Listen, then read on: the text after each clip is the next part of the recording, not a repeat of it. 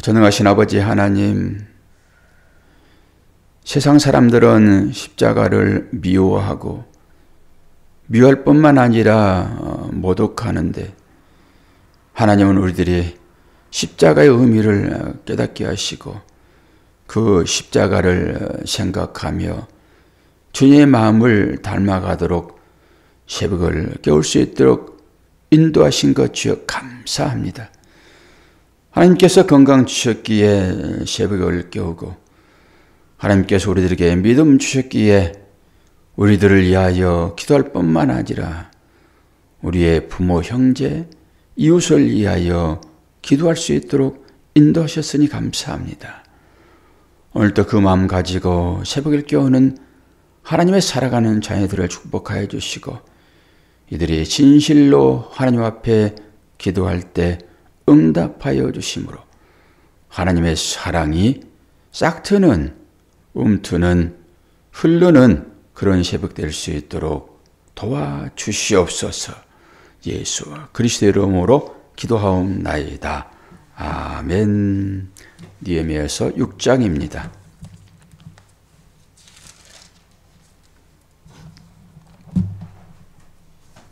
1절에서 마지막 19절까지 보겠습니다.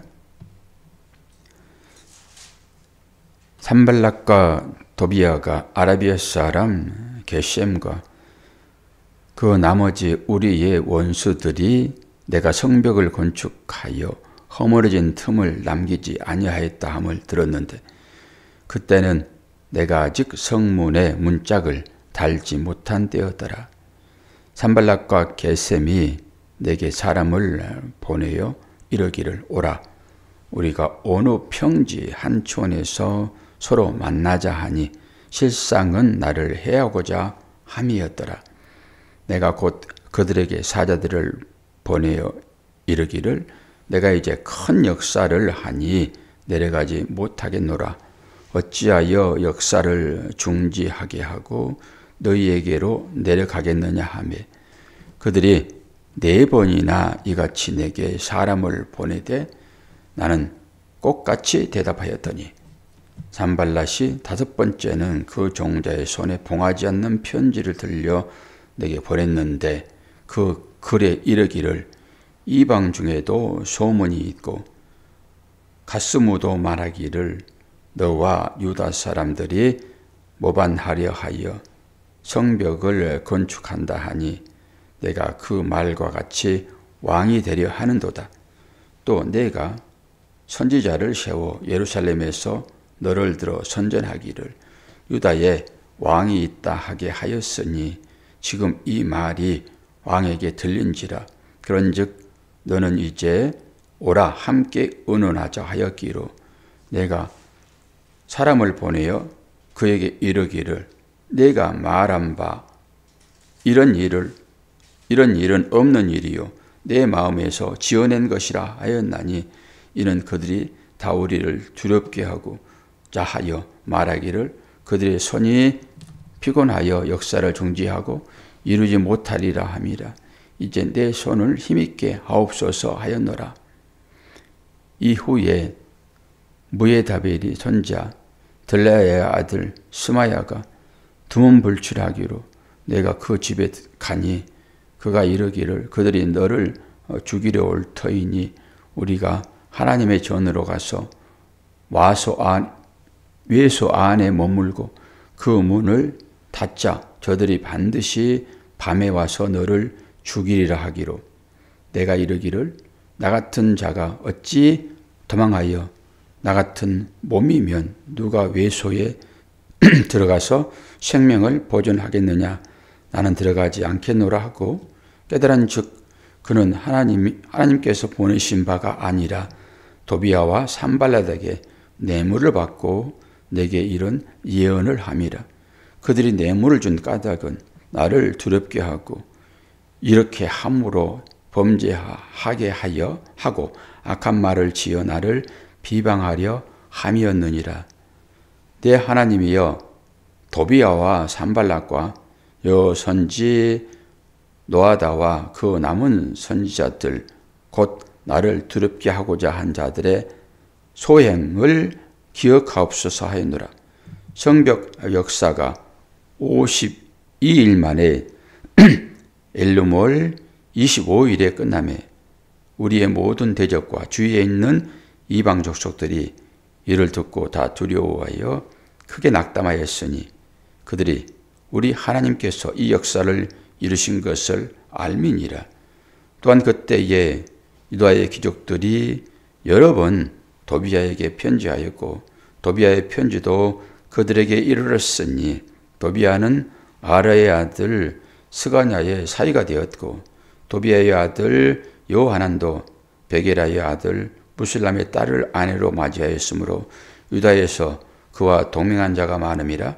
그들이 도비아의 선행을 내 앞에 말하고 또 내 말도 그에게 전하며 도비아가 내게 편지하여 나를 두렵게 하고자 하였느니라. 아멘.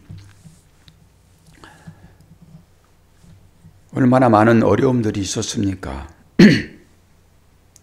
스룹바벨도 성전을 세울 때 수많은 대적들이 성전을 못 세우게 했고 느헤미야도 성벽을 재건하라고 했을 때 수많은 사람들이 여러 가지 꾀를 동원해 가지고 방해하는 모습을 보았습니다. 근데 성전을 건축할 때는 상당 기간 성전 건축이 중단되었으나 이 느헤미야는 온갖 전략을 다 세워서 성전 그치는 것을 중지하지 아니하고 지속적으로 성전을 건축했습니다. 그것이 바로 52일 만에 공사가 끝났다라고 하는 거잖아요. 이것은 BC 455년 10월 초 이렇게 보시면 됩니다. 예수님 오시기 전에 445년. 이거 실제 일어났던 일들이고 이 일들을 통해 가지고 하나님께서 어떻게 느헤미야와 동행을 했고 그 어려운 가운데서도 이 성벽을 다 지을 수 있도록 하셨는가라고 하는 것을 오늘 보게 됩니다. 아주 큰 역사인 것이죠. 사람의 힘으로는 도저히 할 수 없는 그 일들을 완공하고 나니까 사람들이 그때서 두려워합니다. 이것은 하나님이 하셨다라고 하는 것입니다. 하나님이 하셨다. 그걸 인정을 하는 것입니다. 오늘도 여러 가지 방법으로 회의도 하고 4번씩 사람을 보내잖아요. 야, 네가 지금 유다의 감독관으로 왔는데 그게 보낸 거거든. 파송된 거예요. 근데 여기 와가지고 네가 지금 이곳에 왕이 되고자 하는 것 같다. 이렇게 모함을 합니다. 그러면서 어디로 나가자고 그럽니까? 야, 우리가 얘기 좀 하자. 협상을 좀 하자. 얘기 좀 해보자. 그러면서 어느 평지로 내려와라. 거기서 나하고 협상을 하자.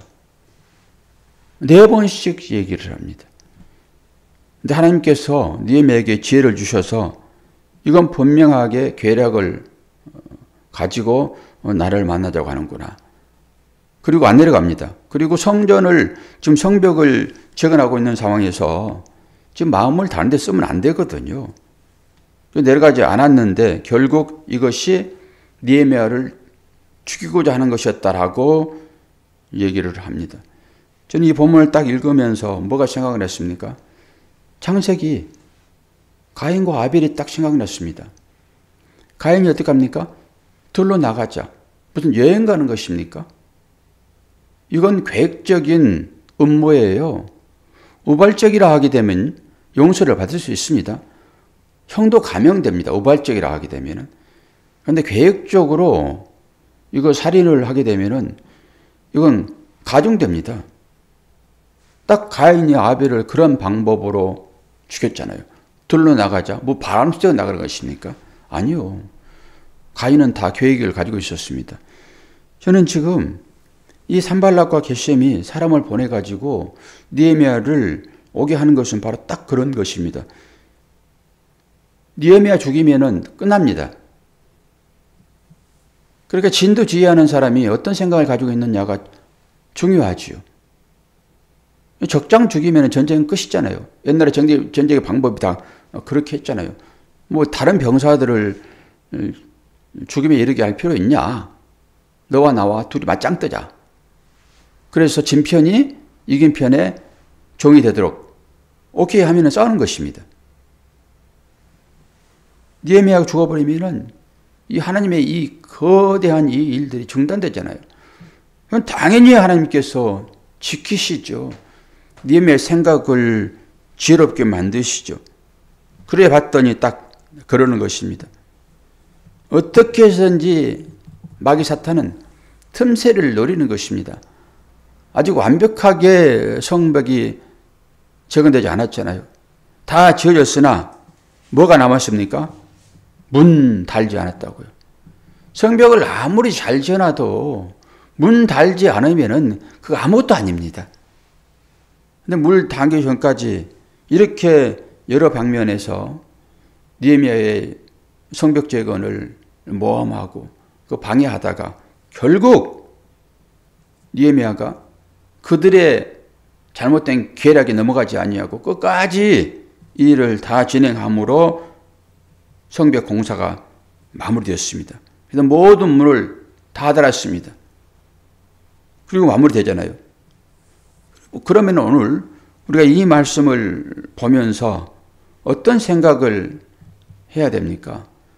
지금 딱 우리가 성전을 세웠다라고 하는 것은 우리의 마음에 지금 성전이 세워진 거고 그 안에 말씀이 기록되어 있고 그 기록된 말씀은 하나님이시잖아요. 성령님이시잖아요. 예수님이시잖아요. 그럼 우리를 성전 삼아 하나님이 거처를 하고 계시는데 그러면 그걸로만 해가지고 방비가 됩니까? 성벽만 가지고 안전할 수 있습니까? 그렇지 않잖아요. 그래서 울타리가 필요하죠. 지금 울타리입니다, 이게. 이 울타리를 어떻게 튼튼하게 잘 건축하느냐에 따라서 안에 있는 내 믿음이라고 볼 수 있지요. 내 믿음이 어떻게 튼튼한 믿음이 될 것인가?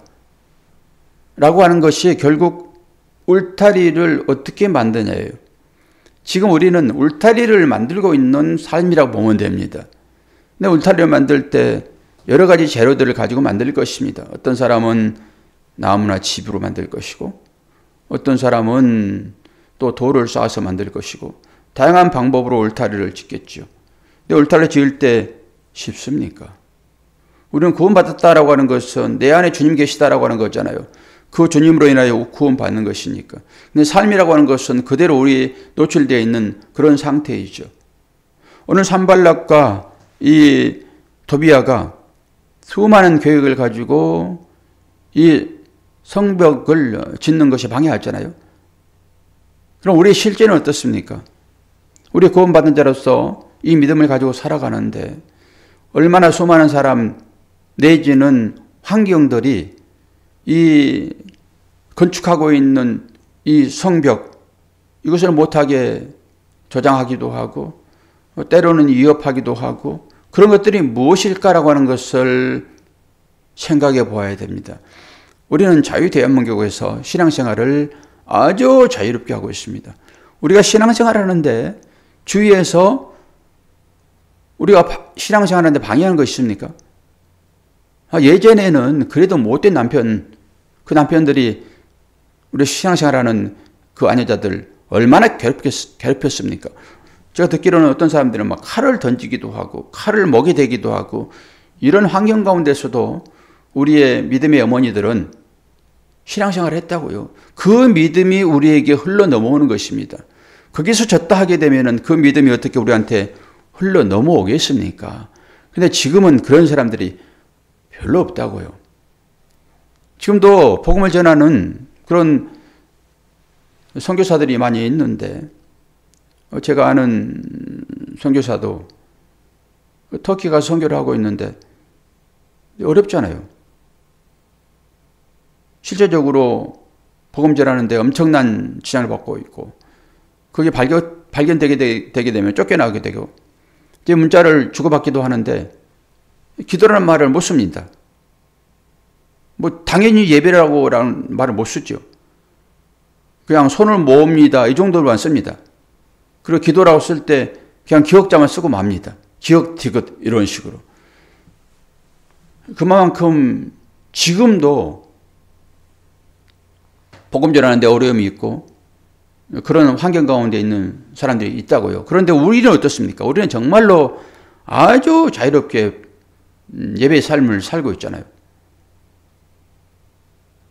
그러면 우리가 우리 믿음을 지키기 위하여 살아가는 이 성벽을 지금 건설하고 있다라고 생각을 하고 우리의 삶을 살펴보게 되면은 어떤 것들이 우리의 성벽을 건설하는데 지장을 주고 있는가? 그걸 보게 되면은 그것이 곧 산발락과 도비아이며 또 다른 사람들이라고 볼 수 있습니다. 주로 어떤 것일까요? 다양한 것들이 있을 수 있겠지요. 그것이 곧 우리에게는 우상이 될 것이고 그 우상 때문에 성벽을 제대로 건축하지 못하는 것으로 나아가게 될 것입니다.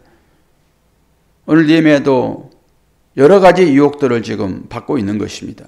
그런 가운데서도 오직 성벽을 건설하지 않으면은 이 성전도 무사하지 못하리라라고 하는, 어떻게 보면은 신앙생활 하다가 성령을 해방하고 다시 회개할 수 없는 상황으로 넘어가 버리는 그런 것들도 있을 수 있다라고 하는 그런 긴장감을 가지고 우리의 신앙을 점검해 보아야 될 것입니다. 대적이 없다고 생각하지 말고 지금 나를 유혹하는 것들이 어떤 것인가라고 하는 것이죠. 이 시대에 대부분 나의 기쁨을 얻으려고 하는 다양한 것일 수 있습니다. 그것이 음식일 수도 있고요. 그것이 재물일 수도 있고요. 그것이 자기가 좋아하는 취미생활일 수도 있습니다. 이런 것들 때문에 믿음의 삶을 제대로 살지 못하게 되는, 마지막 문을 달고 자문쇠를 채워서 도적이 들어오지 못하도록 해야 되는데 도적은 바람처럼 그 틈바구니를 파고드는 물처럼 빈 곳을 그렇게 치고 들어올 것입니다. 그것이 무엇인지 한번 잘 확인해 보면서 우리의 믿음을 지켜내기를 오늘 이 새벽 시간에 다시 한번 생각해 보는 그런 시간이 되었으면 좋겠습니다. 우리가 지금 사순절을 보내고 있고 이번 주간부터 이제 고난주간에 시작되어지고 20일은 부활절로 우리가 화려하게 부활로 나올 것인데, 이런 절기를 우리가 갖는 것은 우리의 믿음을 한 번씩 점검해 보는 거거든요. 약간의 긴장감을 가지고 우리 믿음을 점검해 보는 것입니다. 어떤 부분에 있어서 사탄이 틈탈 부분이 어디가 있는지, 느헤미야가 처음 예루살렘에 와가지고 그 몰래 그 상황을 살펴보는 것처럼 우리의 삶도 그렇게 이런 기간에 좀 살펴보면서, 야, 이 성벽에 틈난 부분이 없는가? 내가 수축하지 않으면 혹시 이것 때문에 무너져서 나의 이 성전 삼아 나와 함께 하시는 그 하나님이 참 불편하시는 그런 삶을 나가면 어떻게 할 것인가 라고 하는 것을 깊이 생각해 보고 기간을 보내기를 바랍니다. 그리고 이제는 우리가 60일이라고 하는 그런 시간이 정해져 있고 차기 대통령을 뽑아야 되는 그런 아주 민감한 그런 시기에 우리가 역사의 주인공으로 남아 있습니다. 어떤 사람을 뽑을 것인가, 한 사람이 얼마나 중요한지를 우리는 알았을 것입니다. 대내적으로 국내적으로 얼마나 혼돈스러운 일들이 있습니까? 사람이 그만큼 중요합니다. 그 한 사람을 위하여 기도하시고 또한 우리의 이웃을 위하여 기도하시기를 바랍니다. 우리 박현주 권사님 막내 그 사이 심재규 씨 심근경색으로 중환자실에 지금 가 있다고 하는데, 그 잘 치료하면은 또 그게 위험한 것도 아닌데 중환자실에 있다고 하니까 걱정이 많이 됩니다. 우리의 형제의 가족 아닙니까? 여러분 기도해 주시고, 그리고 또 이제 우리 모두가 사실 장수를 한 그런 시대에 살고 있잖아요. 몸이라고 하는 것은 한계가 있습니다. 찌뿌둥하기도 하고 이것저것 결리고 아프기도 하고 매일 치료하지 않으면은 이 은신할 수 없는 그런 몸들이 다 되었는데, 하나님, 이 육신도 이 땅에 사는 동안 건강하게 유지하게 하여 주시어서 우리가 또 몸을 움직이지 않으면은 먹고 살 수 있는 길이 없잖아요. 우리가 많은 것을 저축해 놓은 것도 아니고 하루하루 일해야지 이 먹구멍이 포도청이라고 그렇게 사는 사람들, 하나님 우리 모두를 긍휼히 여겨 주시옵소서. 여러분 기도하시고 그 하나님의 은혜 가운데 오늘 하루도 힘차게 시작하시기를 바랍니다. 기도하겠습니다. 하나님 아버지, 말씀이 곧 생명이고 생기이고 이 말씀이 우리를 살리는 능력이기에 오늘 또 새벽을 깨우며 주의 말씀을 듣습니다. 믿음의 선배들이 어떤 방법으로 믿음을 지켜냈는지, 느헤미야가 어떤 마음으로 성벽을 완성했는지 여러 우여곡절이 있었지만은 오직 한 가지, 나는 성벽을 완성하리라 라고 하는 다짐으로 결국 52일 만에 이 큰 성벽이 완성되었습니다. 우리의 삶도 똑같지 않습니까? 아버지 하나님, 기도할 때마다 외면하지 마시고 응답하여 주심으로 우리의 믿음을 지켜낼 수 있도록 도와주시옵소서. 이 나라 이 민족 불쌍히 여기시옵소서. 믿음의 선배들이 믿음을 지키기 위하여 피 흘려 세운 나라입니다. 이 나라가 온전해질 수 있도록 도와주시고 정말로 훌륭한 대통령이 선출될 수 있도록 그 기간 교회가 기도하는 자리에 있도록 축복하여 주옵소서. 육체의 야감 때문에 눈물로 기도하는 하나님의 사랑하는 자녀들이 있습니다. 아버지 하나님, 주께서 이 땅 가운데 계실 때 치유하시던 것처럼 다시 한번 치유의 은혜를 더하시어서 모든 하나님의 자녀들이 건강하게 믿음 생활할 수 있도록 은혜 허락하여 주옵소서. 감사드리며 예수 그리스도의 이름으로 기도하옵나이다. 아멘.